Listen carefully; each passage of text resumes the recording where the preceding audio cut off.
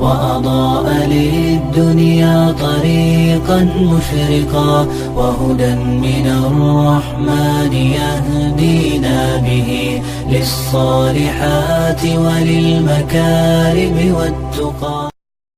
السلام علیکم ورحمۃ اللہ وبرکاتہ. بسم اللہ الرحمن الرحیم. الحمد للہ رب العالمین وأصلی وأسلم على رسولہ الکریم. اما بعد.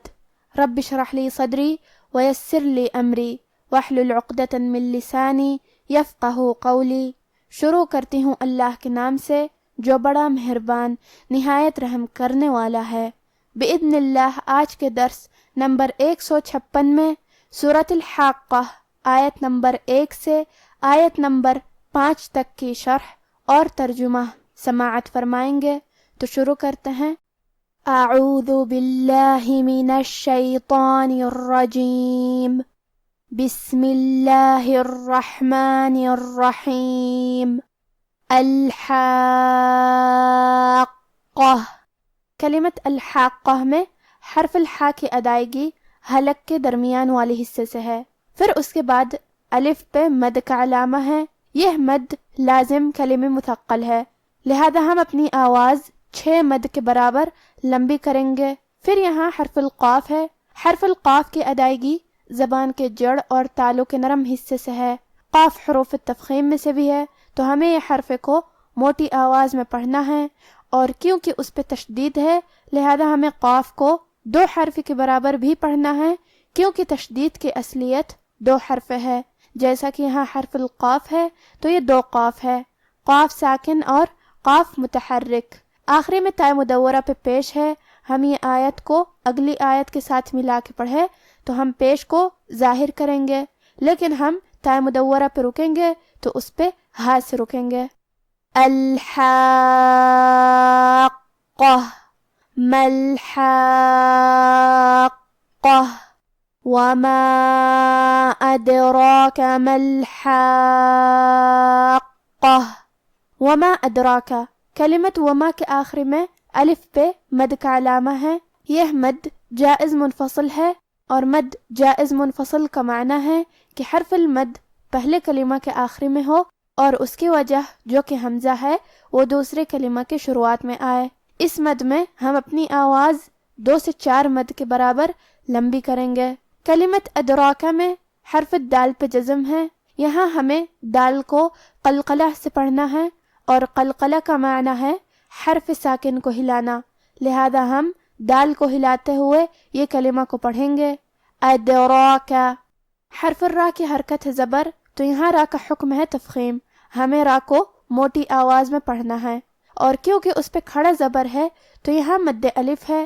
مد الف اپنے پیچھے والے حرف کا حکم لیتا ہے تفخیم میں اور ترقیق میں، لہذا ہمیں راء کو اور مد الف کو بھی بھاری آواز میں پڑھنا ہے.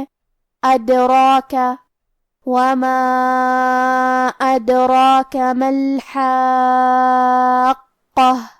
کذبت ثمود وعاد بالقارعہ. کلمت کذبت میں حرف الدال کی ادائیگی زبان کے سر اور اوپر والے دانتوں کے اندرونی کناروں سے ہے. کیونکہ دال پہ تشدید ہے لہذا ہم یہ حرف کو 2 حرف کے برابر پڑھیں گے. آخری میں حرف تا پہ جزم ہے. یہاں ہمیں تا کو ہمزے سے پڑھنا ہے، اور ہمزے کا معنی ہے کہ حرف کی آواز ایسے کمزور ہو کہ اس میں پستی پائی جائے. تو ہم یہ کلمہ کو ایسے پڑھیں گے. کذبت. کلمت ثمودو میں حرف الثا ہے، اور ثا کی ادائیگی زبان کے سر اور اوپر والے دانتوں کے اندرونی کناروں سے ہے. آخری میں دال پہ پیش ہے لہذا ہم پیش کو ظاہر کریں گے. کلمت وعاد. یہاں حرف العین ہے، اور عین کی ادائیگی حلق کے درمیان والے حصے سے ہے. آخری میں دال پہ تنوین پیش ہے. پھر حرف البا ہے. کلمت بالقارعہ. با حروف القلب میں سے ہے، اور قلب کا معنی ہے بدل دینا، تو ہم یہ تنوین کو میم میں بدل کے اور غنہ کے ساتھ یہ حکم کو ادا کریں گے. وعاد بالقارعہ.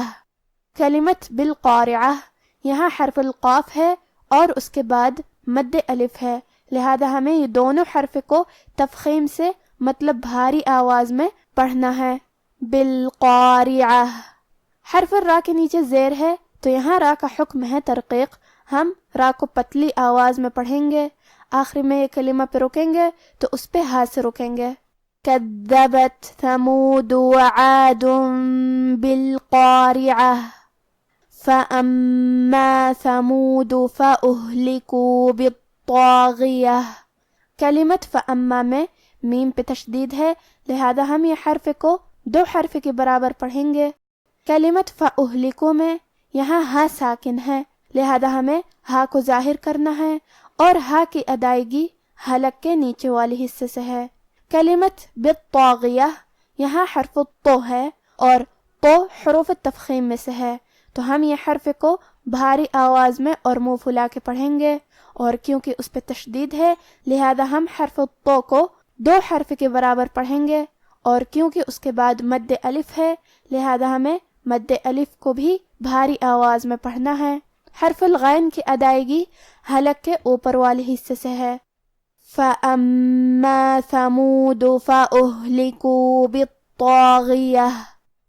اب آپ ان آیتوں کی تلاوت تجوید کے ساتھ سماعت فرمائیں.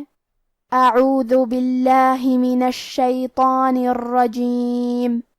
بسم اللہ الرحمن الرحیم. الحاقہ ما الحاقہ وما ادراک ما الحاقہ.